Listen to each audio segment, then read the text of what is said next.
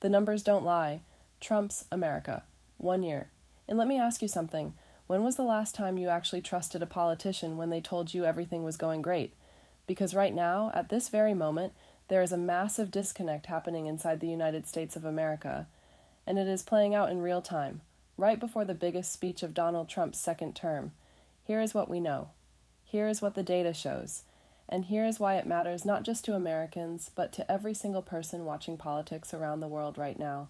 Donald Trump stood in front of a crowd not long ago and made a declaration that stopped a lot of political analysts in their tracks. He took to his Truth Social platform, his personal megaphone to the world, and posted something that sent his supporters cheering and his critics reaching for fact-checkers. He said, and I want you to really hear this, the best poll numbers I have ever had. He followed that up with a declaration about the economy, calling it the greatest in American history, a country that is, in his words, strong and powerful. Now, on the surface, that sounds like vintage Trump, bold, unapologetic, maximum confidence, but here is where the story gets genuinely fascinating because the numbers, the cold, hard, independently gathered numbers, are telling a very different story.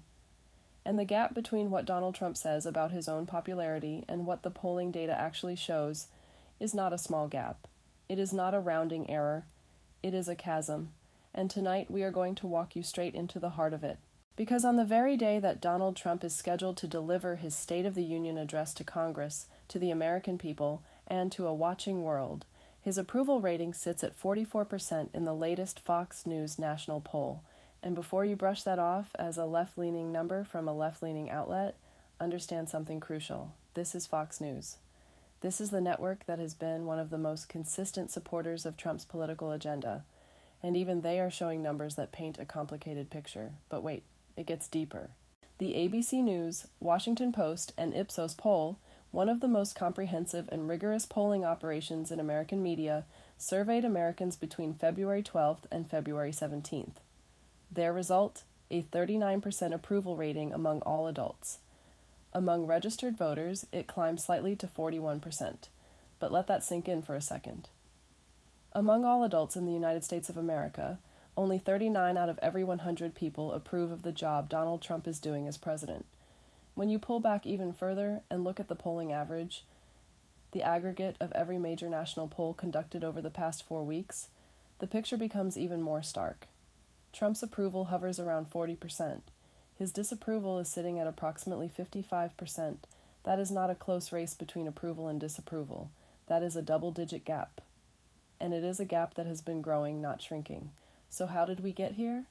Because this is not where Trump started his second term. Cast your mind back to January 2025. Trump returned to the White House riding a wave. He had won decisively.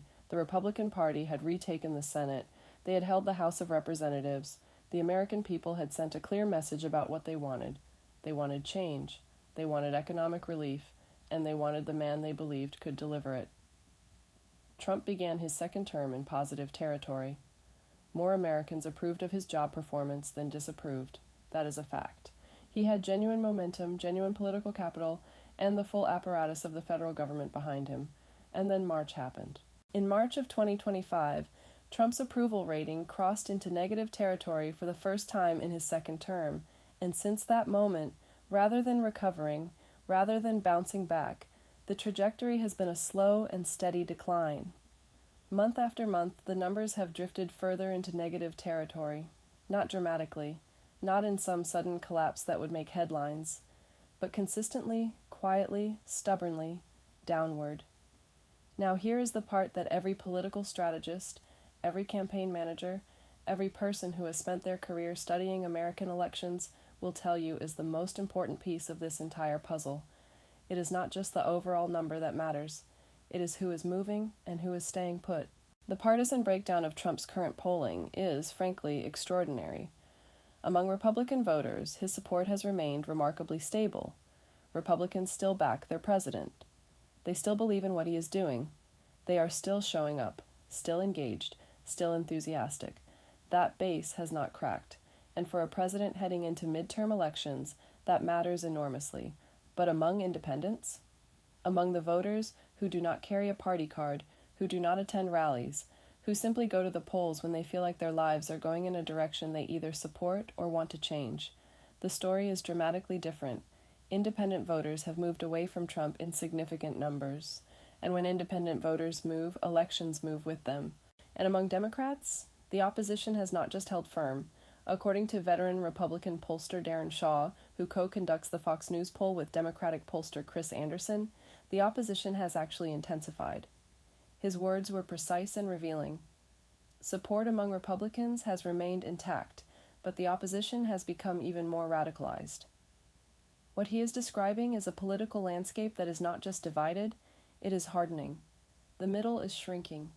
The two sides are pulling further apart. And in that environment, the path to winning becomes narrower and more treacherous with every passing month. Now let us talk about the issue that sits at the absolute center of all of this, the issue that got Trump elected in 2024, the issue that his team is laser focused on for the 2026 midterms, and the issue that may very well determine whether Republicans keep control of Congress or watch it slip away. The economy. Go back to 2024 for a moment. The anger that drove millions of Americans to the polls was not abstract. It was personal. It was the price of groceries. It was the cost of rent. It was the electric bill, the gas bill, the car insurance premium that went up for the third time in 2 years. It was the experience of going to the store with the same amount of money you always had and coming home with less. Inflation had hammered American households, and American voters made their feelings known in November of 2024. They voted Republican in enormous numbers because they believed the Democrats had failed them economically, and they believed Trump would fix it. And Trump himself, speaking at a rally in Rome, Georgia just recently, leaned directly into that narrative. He stood before his supporters and said, "We had record inflation, that's no longer the case. It was a simple, clean message designed to close the chapter on economic pain and open a new one about prosperity and recovery." And then he made a direct invitation, telling the crowd he would be giving the State of the Union address on Tuesday and encouraging them to watch. But here is the problem, and it is a serious one for the Trump administration heading into the midterms. When pollsters ask Americans not about Trump generally, but specifically about his handling of the economy, the area where he has staked so much of his political identity, the area where his team believes he is strongest, his numbers are actually slightly worse than his overall approval rating. Think about that. The thing Trump most wants to be judged on, the thing his entire political brand is built around, is the thing Americans are currently rating him most poorly on. Multiple polls, including the most recent Fox News survey, show Americans are pessimistic about the economy. They do not believe, in large numbers, that their financial situation has improved during Trump's second term. They are still worried about inflation. They are still worried about affordability. They are still worried about their futures. And that persistent anxiety is the single biggest obstacle standing between Trump and the kind of political strength he needs to protect Republican majorities in Congress. Darren Shaw, the Republican pollster, put it bluntly, he can't shake the perception that inflation is too high and the economy isn't heading in the right direction. When a veteran Republican strategist says something like that about a Republican president, you know the challenge is real. Now let us pull back and look at the full political landscape, because this story is not just about Trump.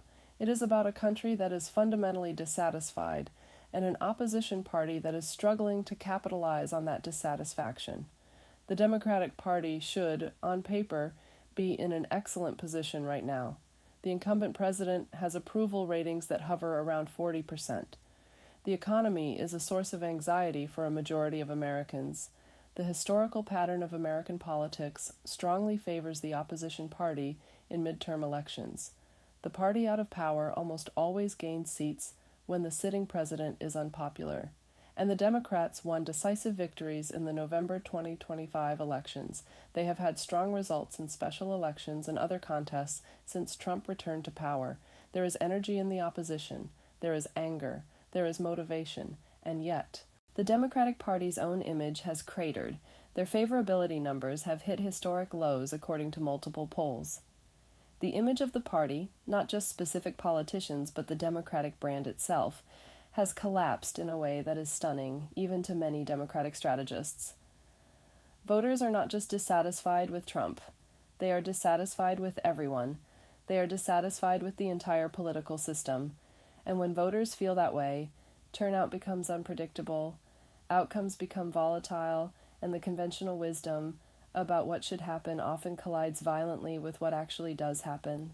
Democratic National Committee Chairman Ken Martin has been publicly bullish, celebrating what he calls win after win for Democrats, and playing down the enormous financial advantage that Trump and the Republican Party currently hold. His optimism is not entirely without basis. Those 2025 victories and the special election results are real data points that Democrats can legitimately point to. But they are happening against the backdrop of a party whose brand is in serious trouble, and that tension is something Democratic strategists are working urgently to resolve before November of 2026, which brings us to the midterms themselves and why the State of the Union address is so critically important. 8 months. That is what separates the American people from the 2026 midterm elections. 8 months during which every policy decision, every economic development, every news cycle will either help or hurt the parties competing for control of Congress. Republicans currently hold the House with a very slim majority. They control the Senate, but that control is not overwhelming. The margins are thin, the runway is short, and the stakes could not be higher. Behind closed doors, Trump's political team has been meeting urgently. Senior administration officials, top advisors, cabinet members, they gathered recently for a private strategy session focused entirely on how to position Trump and the Republican Party for the midterms. The presentation, delivered by Trump's chief pollster and strategist Tony Fabrizio, delivered a clear and pointed message. The economy is the central battlefield. Affordability, specifically housing costs and the daily cost of living, is the issue that will define November 2026. And the White House needs to make its efforts on that front the centerpiece of its midterm messaging. A source close to the president confirmed that the strategy going forward is comprehensive and aggressive. Deploy every resource available, protect the Republican majorities, and make sure Trump can continue delivering results for working-class American families. The language is deliberate. Working-class families, not Wall Street, not corporate America, kitchens and mortgages and grocery bills, the human, immediate, tangible economics of daily life. Because here is what everyone in that room understands, even if they do not say it out loud. The voters who put Trump back in the White House in 2024 were not voting for an abstract ideology. They were voting for relief. They were voting because the cost of living had become genuinely painful, and they believed Trump would ease that pain. If those voters go to the polls in November 2026 and they still feel that pain, if prices are still too high, if housing is still out of reach, if the paycheck still does not stretch as far as it used to, then the coalition that won 2024 could fracture in ways that hand Democrats the House, the Senate, or both. And Trump knows this. His team knows this. The State of the Union address is not just a ceremonial occasion. It is a strategic communication moment. It is an opportunity to speak directly to the American people in prime time, to frame the narrative, to claim credit for progress, and to set the terms of the debate for the months ahead. Every word in that speech will have been carefully calibrated. Every applause line will have been tested. Every policy announcement will have been chosen to address exactly the anxieties that the polling data has identified. Darren Shaw, the Republican pollster at the center of this story, has pointed out something that is both politically significant and personally revealing about the Trump coalition.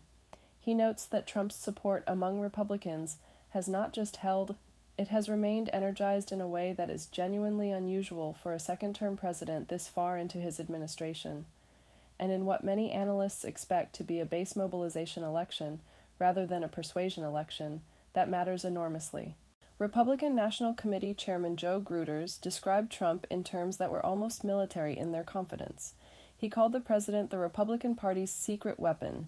He said Trump would help Republicans defy history in the midterms, and he made the calculation explicit and unapologetic. The party needs to turn out MAGA voters, the highly enthusiastic, but sometimes inconsistent voters who show up en masse when Trump is on the ballot, but who have historically been less reliable in elections where he is not. Getting those voters to the polls in November 2026, even without Trump's name on the ballot, is perhaps the single most important operational challenge the Republican Party faces between now and Election Day.